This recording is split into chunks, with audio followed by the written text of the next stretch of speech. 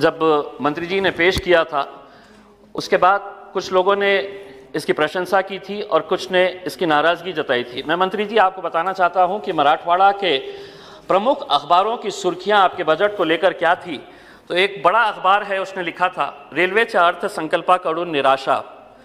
दूसरी हेडलाइन थी मराठवाड्यातील महत्त्वाच्या प्रकल्पांना ठेंगा, यानी कि मराठी के अंदर ये बताया गया है कि मराठवाड़ा के जो प्रमुख जितने भी प्रोजेक्ट्स हैं उसको ठेंगा दिया गया है करके ये बड़े बड़े अखबारों की सुर्खियां थी। उसी दिन साउथ सेंट्रल रेलवे के अधिकारियों ने बड़ी खुशी जाहिर की थी और ये कहा था कि साउथ सेंट्रल रेलवे को बहुत पैसा दिया गया है। मंत्री जी, मैं ये मानता हूं कि आपने बिल्कुल बहुत ज़्यादा पैसा दिया था। आपने साउथ सेंट्रल रेलवे को इस बजट के दौरान 6,798 करोड़ रुपये दिए, लेकिन हमारे हिस्से में क्या आया है मंत्री जी, अगर मैं आंकड़े आपको बताऊंगा तो आप भी हैरान हो जाएंगे और शायद आप भी अपने रेलवे के अधिकारियों से ये पूछेंगे कि ये जो सांसद ने ये जो आंकड़े बताया है कि यह सही है कि नांदेड़ डिवीजन जो second highest profit making division है साउथ सेंट्रल रेलवे का, उसको महज कितना पैसा दिया गया है, तो 98 करोड़ 75 लाख एंड 2,000 रुपीस। मैं एक बार फिर से दोहरा रहा हूं मंत्री जी कि शायद आपको भी यकीन नहीं होगा, क्योंकि मुझे भी यकीन नहीं हो रहा था जब मुझे ये बताया गया था कि 98 crore rupees 75 lakh and 2,000 rupees सिर्फ नांदेड़ डिवीजन को दिया गया है। और ये कितना होता है टोटल बजट का? Less than 2%, and to be specific 1.45% आपका जो साउथ सेंट्रल रेलवे को बजट दिया गया है उसमें से महज 2% से भी कम पैसा नांदेड़ डिवीजन को दिया गया है। अध्यक्ष महोदय, परभनी मनमाड़ ये इतना बड़ा इंपॉर्टेंट हमारे लिए, इस पूरे मराठवाड़ा क्षेत्र के लिए, इसकी डबल लाइन के लिए न जाने कितने सालों से हम कोशिश कर रहे हैं। 2013-14 के अंदर रेलवे के ब्लू बुक के अंदर इसको इंक्लूड किया गया था। अब पता चल रहा है 2018 के अंदर आरटीआई का एक रिप्लाई के जरिए पता चला है कि इसको हमने शेल्फ कर दिए हैं, जबकि हकीकत यह है कि ये वो सेक्टर है कि जहां पर आपको 2.5% का प्रॉफिट मिलता है रेलवेज का। आरओआर इसका अगर प्रॉफिट में पॉजिटिव के अंदर भी होने के बावजूद भी ये डबल लाइन हमको क्यों नहीं दी जा रही है, हमें आज तक समझ में नहीं आ रहा है। इस बजट के अंदर हमें बड़ी उम्मीद थी कि ये हमें इसका कहीं ना कहीं से कुछ ना कुछ तो बजट आप देंगे करके। दूसरी बात यह है कि आप ये दावा करते हैं कि आपकी सरकार जब से आई है हजारों किलोमीटर लाइन नई बिछाई जा रही है। औरंगाबाद से 40 गांव महज 88 किलोमीटर्स का है। आप अगर अखबारों की सुर्खियां अगर उठाकर देखेंगे, निवेदन अगर आपके रेलवे अधिकारियों से पूछेंगे कि कितने सालों से ये कोशिश की जा रही है, महज 88 किलोमीटर्स अगर औरंगाबाद और 40 गांव की अगर लाइन बनाई जाती है तो आज औरंगाबाद के अंदर डीएमआईसी आ रहा है, दिल्ली मुंबई इंडस्ट्रियल कॉरिडोर, समृद्धि लाइन वहां से गुजर रही है, ड्राई पोर्ट जालना के अंदर आ रहा है।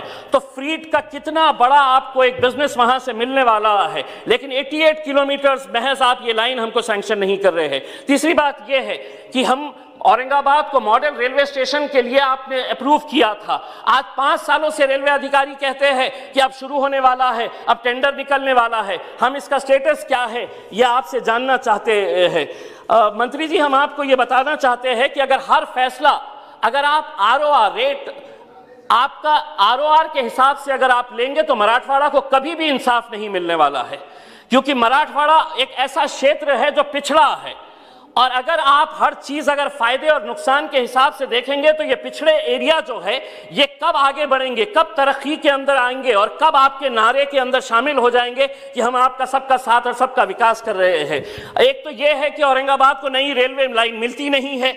बड़ी मेहनतों के बाद 11 साल के बाद एक रेल सैंक्शन की गई थी, एक रेल जो औरंगाबाद से होकर गुजर रही थी, जो कोल्हापुर धनबाद।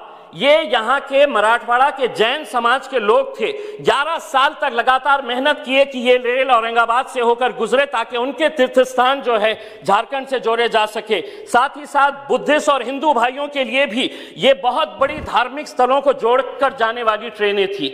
लेकिन हुआ ये है कि अब 19 फरवरी से एक नोटिफिकेशन जारी हुआ है आपके पास से कि औरंगाबाद और जालना इसके बाहर कर दिया जाए, क्योंकि ये हमारे लिए फिजिबल नहीं हो रहा है। हम एक बार फिर से आपको ये कहना चाह रहे हैं, ये पिछड़े इलाके हैं। एक बार ये पिछड़े इलाकों को अगर आपकी ज़रूरत है, अगर ये ज़रूरत है, अगर आप हमारी पूरी नहीं करेंगे तो कौन करेगा? आज हम ये मांग कर रहे हैं कि औरंगाबाद अहमदनगर पुणे लाइन का सर्वे किया जाए। औरंगाबाद को अगर पुणे से जोड़ा जाए तो पुणे और औरंगाबाद के अंदर जो यंगस्टर्स, स्पेशली जो IT सेक्टर के अंदर काम करने वाले लोग हैं, उनको कितना फ़ायदा मिलने वाला है। अध्यक्ष महोदय, मैं एक बात कहना चाहता हूँ, जब मंत्री जी पीयूष गोयल साहब जब रेलवे मंत्री बनाए गए थे तो पीयूष जी हम भी बड़े खुश हुए थे।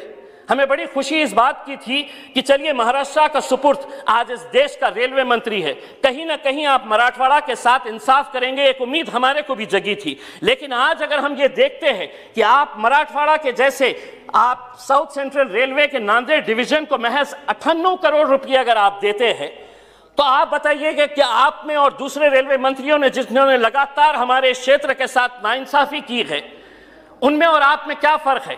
हमने बहुत उम्मीदें आपसे लगा के रखे हैं। हम तो ये कहते हैं कि पीयूष गोयल जी है तो मुमकिन है, लेकिन ये मुमकिन क्यों नहीं हो रहा है कि आप सबको बांट रहे हैं और हमें नजरअंदाज कर रहे हैं? पीयूष जी, मैं आपसे हाथ जोड़कर विनती करता हूं, बहुत सारे मुद्दे हैं, हमारी बहुत बड़ी बड़ी मांगे नहीं है, लेकिन जो मांगों के लिए पिछले 10, 15, 20 सालों से हम मेहनत कर रहे हैं, रेलवे बोर्ड एक लाइन के अंदर लिख के भेज देता है कि we have shelved this project. क्यों? वहां के लोग अगर ये मांग कर रहे हैं, एक मिनट, वहां के लोग अगर ये मांग कर रहे हैं तो उनकी जायज मांगे हैं। मैं पीयूष जी आपसे विनती करूंगा कि मराठवाड़ा के जितने भी सांसद हैं उनकी एक मीटिंग आप मुंबई के अंदर ले और तमाम अधिकारियों के साथ जो जो आपसे मुमकिन हो सकता है वो करें। पीयूष जी, औरंगाबाद के अंदर एक बुजुर्ग शख्सियत है मैडम, ओम प्रकाश वर्मा नाम का, इसने अपनी पूरी जिंदगी रेलवे के मुद्दों के ऊपर गुजार दी। रेलवे मिनिस्टर्स के पास जाते हैं, साउथ सेंट्रल रेलवे के हेडक्वार्टर जाते हैं, हैदराबाद जाते हैं, नांदेड़ जाते हैं, ये बंदे ने पूरी जिंदगी अपनी गुजार दी। जो भी पेंशन का पैसा आता था, ये रेलवे का एक बहुत बड़ा एक्टिविस्ट था। कुछ महीने पहले पीयूष जी, उसने इतनी बड़ी फाइल्स मेरे पास लेकर आया और उसने ये कहा कि साहब इतने सालों से मेहनत कर रहे, लेकिन हमको एक बात समझ में आई कि मराठवाड़ा के लिए आवाज उठाने वाला और मराठवाड़ा के साथ इंसाफ करने वाला कोई नहीं। उस बुजुर्ग शख्स को इंसाफ दिलाने के लिए मैं आपसे विनती करना चाहूंगा कि ओम प्रकाश वर्मा जैसे रेलवे एक्टिविस्ट जिन्होंने अपनी जिंदगी रेलवे को बेहतर बनाने के लिए की है, उनको इंसाफ दिलाने के लिए और मराठवाड़ा की जनता को इंसाफ दिलाने के लिए आप हमारा साथ देंगे, यही उम्मीद है। धन्यवाद। आप देख रहे हैं ग्लोबल न्यूज जालना। हम दिखाएंगे आपको देश दुनिया की, राजनीति की, खेल की, क्राइम और मनोरंजन की सभी छोटी बड़ी खबरें।